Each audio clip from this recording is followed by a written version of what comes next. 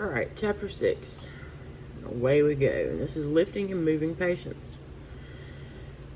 All right, we're going to go over body mechanics for safe lifting, general guidelines for lifting and moving patients, packaging for transport, and general guidelines for carrying a patient using a backboard, portable stretcher, or flexible stretcher. EMTs, Brett and Annie, just arrived on the scene of a 60-year-old man who injured his neck and back when he fell down 12 wooden steps, landing on a concrete floor. As they provide spine motion restriction precautions and conduct their assessment, Brett estimates that the patient, who is over 6 feet tall, weighs approximately 260 pounds. The patient complains of numbness to his arm and legs and a sharp neck pain. All right, what kind of factors should Brett and Annie consider in deciding how to get the patient from the basement into the ambulance? All right, keep in mind they have to go up the basement stairs and out the front door. All right, so nearly every EMS call requires lifting and moving patients. Improper lifting and moving can lead to EMT and patient injuries, and EMTs can take a number of measures to reduce the risk of injuries. As an EMT, you are required to lift and carry patients and heavy equipment. If you perform these tasks improperly, bodily injury and strain and lifelong pain can result. With conscious planning, good health, and skill, you can perform these tasks with minimum risk to yourself, your partner, and your patient. We're going to apply the principles of techniques of proper lifting and moving every day. Practice often enough for them to become automatic. Make them a habit that increases your safety and performance, even in the most stressful emergent situations. So, you have 4 basic body mechanics. Basic number 1 is keep the weight of the object as close to the body as possible. Back injury is much more likely to occur while reaching a great distance to lift a light object than while reaching a short distance to lift a heavy object. To move a heavy object, use your legs, hips, and gluteal muscles, plus contract your abdominal muscles.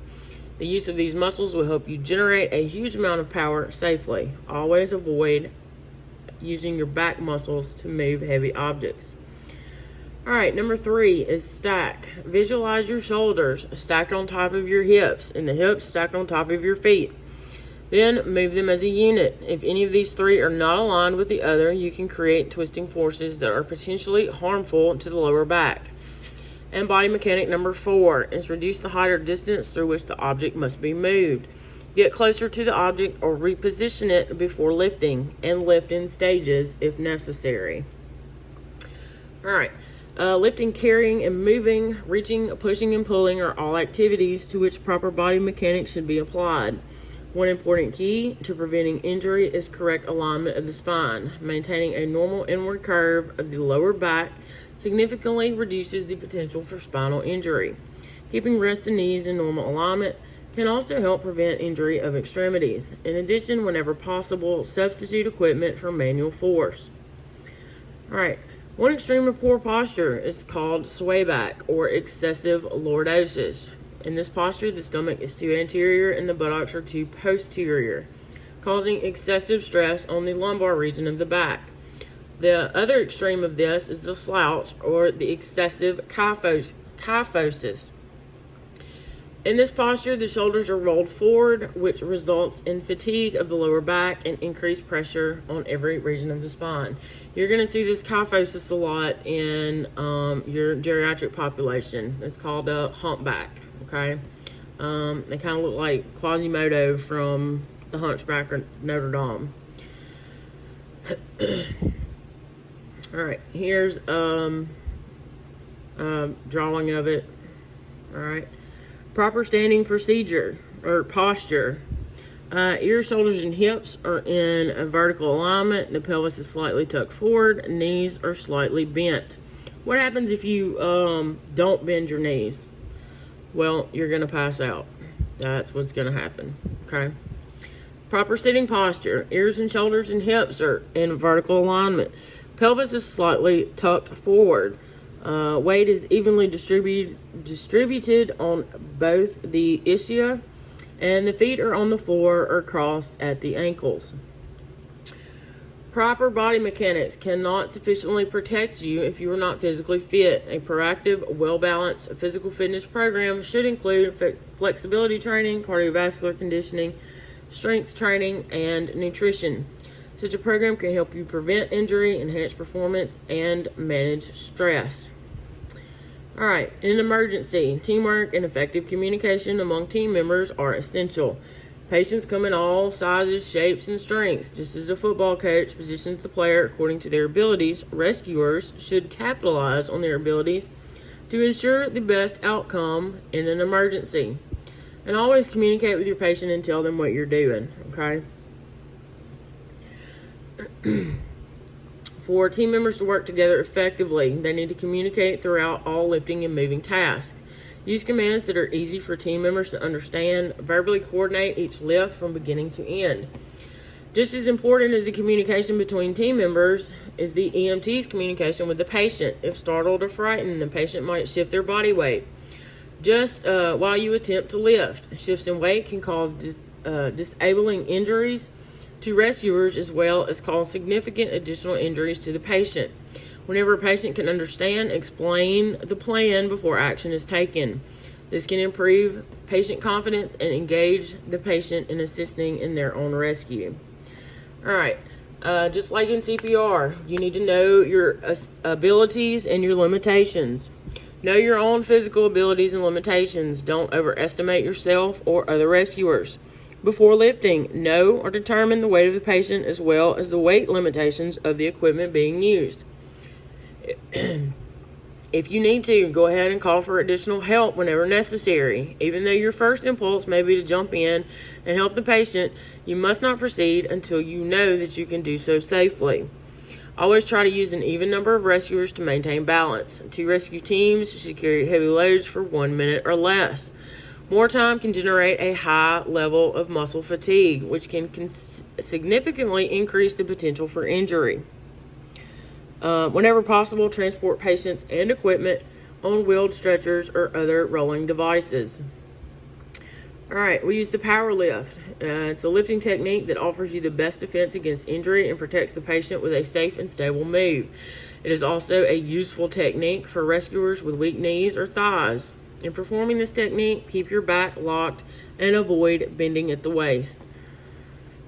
All right, this is your power lift. You get in position. Feet should be shoulder width apart, slightly turned outward, flat on the ground. Use a glove. No. All right, bend down.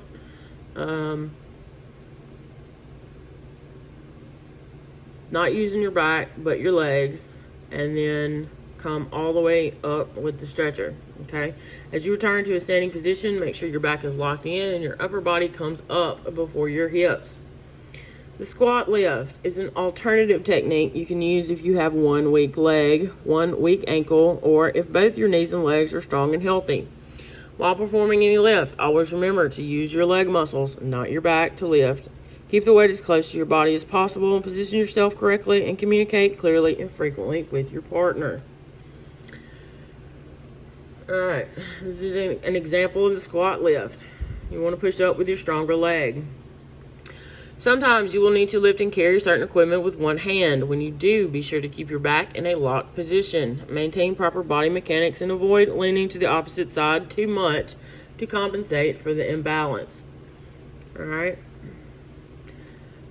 Generally, a person can sustain 100% effort for 6 seconds and a 50% effort for only 1 minute before becoming fatigued. After that minute, the potential for injury greatly increases. So, to minimize effort whenever possible, reposition the object or get closer to the object to avoid or reduce reaching and lifting. Especially avoid situations in which prolonged strenuous effort, which is more than 1 minute, is required. Or occasionally, you might need to decide whether to push or pull an object. Whenever possible, push rather than pull. If an object must be pulled, keep the load between your shoulders and hips. Keep it close to your body.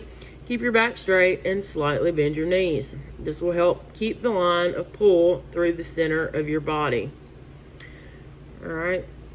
Due to the inherent danger or even likelihood of injury, avoid pushing or pulling an object that is overhead. All right, an emergency move should be performed when there is immediate danger to the patient or to the rescuer. We have 3 emergency moves that we do. It's the armpit forearm drag, the shirt drag, and the blanket drag. All right, armpit drag. It's kind of like a fireman's carry, but not really. Grab up under their armpits and you drag them to where they need to go. You can use the patient's shirt. Please do not strangle your patient while you're trying to do this.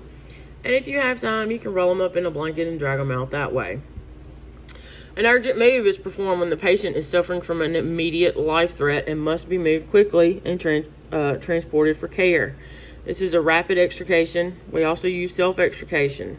All right, indications for urgent moves using the rapid extrication technique include the following, but are not limited to: an altered mental status, inadequate respiratory rate or tidal volume, indication of shock, which is altered mental status, pale, cool, clammy skin, tachycardia, increased respiratory rate, injuries to the head, neck, chest, abdomen, and pelvis, fractures of both femurs, major bleeding.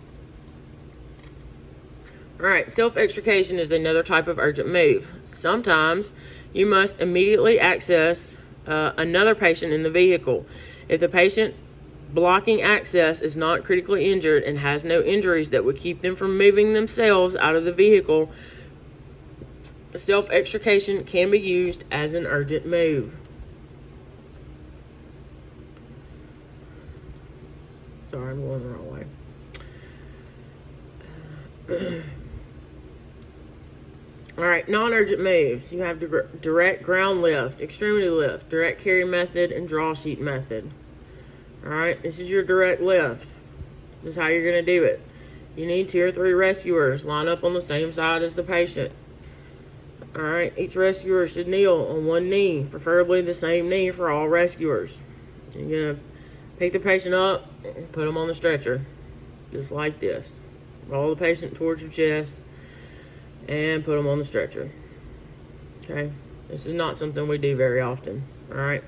However, we do use this extremity lift quite often. This is what I call like a fireman carry. All right. What you want to do is make sure you have control of their arms. Grab their wrists, okay? That'll give you another place to hold on. It keeps their arms from wiggling about and them trying to reach and grab onto stuff. All right. Direct carry. We don't do this a whole lot either. All right. It's pretty much the same thing as the ground stretcher lift or whatever that thing was called earlier. Curl them towards your chest, rotate, and place the patient gently on the carrying device. Draw sheet. All right. 9 times out of 10, both people are not on the one side. You usually have one on this side and one on this side. And you move the patient together at one time. All right, slide the patient gently onto the device. Brett and Annie determined that the patient's injuries were potentially serious, but that he did not have any immediate problems with his airway, breathing, or circulation. They recognized that the mechanism of injury, pain, and numbness put the patient at risk for spinal injury, and also that they would require assistance because of the patient's size and because it would be necessary to carry him up the stairs. As Brett completed the assessment, Annie radioed for additional personnel to assist with lifting. All right, what kind of equipment should the EMTs anticipate they will need to lift and move the patient? All right, packaging patients for transport. We do not wrap them up in pretty little wrapping paper and put a bow on them, unfortunately. All right, this means readying the patient for transport. Once the patient is stabilized, select and prepare a carrying device and move the patient to the ambulance. This may be a stair chair. This may be a long backboard. It may be a scoop stretcher or the stretcher itself. All right, you have wheeled stretchers. This is what we're used to seeing, all right? Can accommodate up to 650 pounds. It's limited to use on smooth terrain. You need to fasten all straps to secure the patient and never, ever leave a patient unattended on a stretcher. Okay, this is what it looks like. 2 rescuer stretcher carry. I would not advise doing this if you can avoid it. Okay, That stretcher probably weighs 50 pounds. We live in the gravy belt or the Bible belt, so most of our patients weigh 200 plus pounds, all right? The striker stretchers that we carry, the automatic stretchers, the ones with the hydraulic lifts, they weigh about 150 pounds. So you put that with a 250 pound person and you add another 150 pounds on top of it, you've got quite a load to carry up and down those stairs. All right, this is your 4 rescuer stretcher carry. You have 2 rescuers on each end, 2 at the foot, 2 at the head, or 2 at the head and 2 at the foot. All right, this is another type of wheeled stretcher. It's a rolling type. The wheels just kind of collapse under the bottom. It's not really, it's not like the power stretchers that we're used to, okay? Bariatric stretchers and devices, they're designed to hold up to 1,600 pounds. With an ever-growing overweight population, specialized stretchers and other devices have been designed to transport morbidly obese patients. These stretchers and devices are called bariatric devices. Some bariatric stretchers are designed to hold patients up to 1,600 pounds in a wheels-down position. The stretchers have larger wheels for stability, wider cot dimensions, and more heavily constructed frames.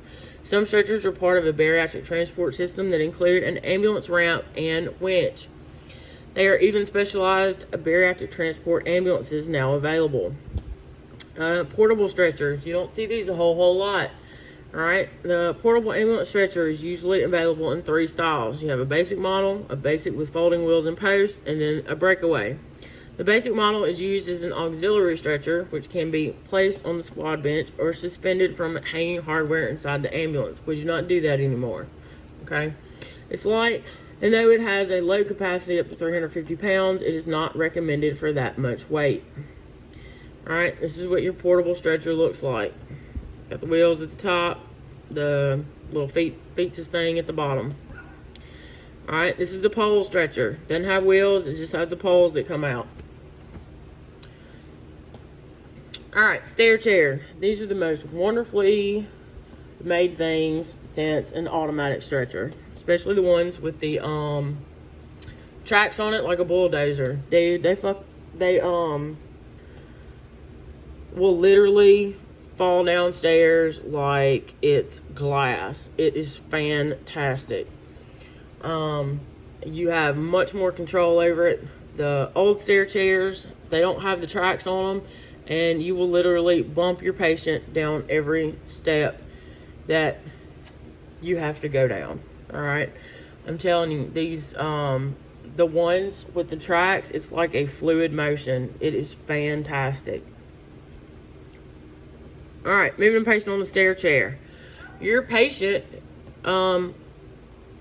should be alert, okay? You're not going to put somebody on a stair chair that is unresponsive, okay? They have to be able to sit in a chair, right? Even though it has straps and stuff, they have to be able to sit in a chair, okay? All right, this is moving a patient down. Spotters below. Moving a patient up. The spotters above.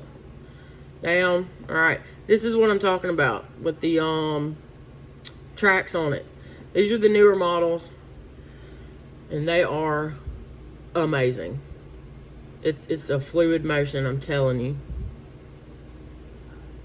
All right, we use backboards. Not as much as we used to, but it's used for spine motion restriction and carrying patients. You have long spine boards. You have short spine boards. Best type of mobilizers and full body vacuum mattresses. I have not seen any of those around here. All right, the full body vacuum mattresses. This is your long backboard. All right, this is what it looks like. This is what we're all accustomed to on the backboard. All right, it's made of heavy duty material. All right, this is your KD or your Kendrick extrication device. I'll be honest, I've never taken anybody out of a car with these, but I will use them for hip fractures and pediatric patients. It's absolutely perfect for them. All right, your full body vacuum mattress can be used for immobilizing or for moving patients. All right, don't get too excited. I have never seen these anywhere around here.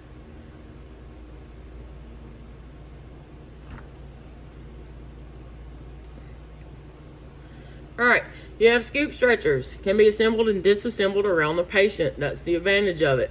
Although it is not recommended for patients with spinal injuries. Okay, don't put somebody with a spinal injury on a scoop stretcher. All right, this is what it looks like. It comes attached down here at the foot. You just pretty much put it on each side and scoop them in it. All right, basket stretchers. These are also known as Stokes baskets. It can accommodate a scoop stretcher and most backboards. All right, this is what you see them lowering down from a helicopter most of the time when they're doing all-terrain rescues out in the wild. All right, basket stretcher. Place the mattress from a wheeled stretcher into the basket stretcher to increase patient comfort and insulate them from the cold. If you choose not to use a mattress, be sure to pad the patient's head. All right. Use these basket stretchers to move a patient over rough terrain. Just gives you a little bit more to hang on to. All right, we also have flexible stretchers, also called reeve stretchers. It's used in restricted places. This is kind of what it looks like. It's made of flexible material that you can get patients in and out of places that a normal backboard or stretcher would not go. All right. Patient positioning. Patients are most commonly placed supine or in the sitting position or in the position of comfort. Special consideration needs to be based on the patient's condition, which includes pediatric patients, geriatric patients, those with head trauma, okay? Those complaining of dizziness, nausea, vomiting, things like that. Jesus Christ. Alexa, desk lamp off. All right. Also, pregnant patients. If they are over 20 weeks gestation, they need to be put on their left side. All right. We transport in the position of comfort. All right. Either supine, sitting, on their left side, or the left lateral recumbent position. Other special considerations are infants and toddlers. Okay. They actually make a special, it's almost like a car seat for infants and toddlers. All right, and it attaches to the stretcher. Pregnant females that we talked about, and elderly patients and those with physical disabilities. All right. All right. Packaging patients for air transport. All right, you want to decontaminate the patient if needed. Please do not put a contaminated patient on a $1 million helicopter. Please, for the love of God, don't do that. You want to manage the airway appropriately. All right, leave the chest accessible. Secure all your equipment. Do not wear hats that are not secured to your head. Do not let sheets get away from you, okay? Everything needs to be secured. All right. Cover your eyes and ears and exposed wounds of your patient. You need to communicate with the patient and listen to the directions of the flight crew. Do not ever approach a helicopter without permission from the flight crew. All right.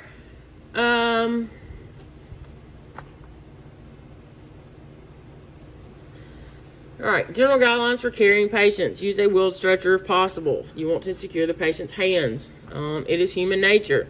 People like to be in control of what they're doing. And when they're not in control, they will reach up and grab something, okay? That can cause harm to you. It can cause harm to your patient, all right? Especially if you are not looking for that or expecting that, okay? Constantly communicate with your partner and keep your weight as close to your body as possible. 2-person carry. Position 1 person at the head and 1 at the feet. The stronger person needs to go at the head. Rescuers must be facing each other. The EMT at the foot will be walking backwards. If there is the 3rd person, you need to use them as a spotter.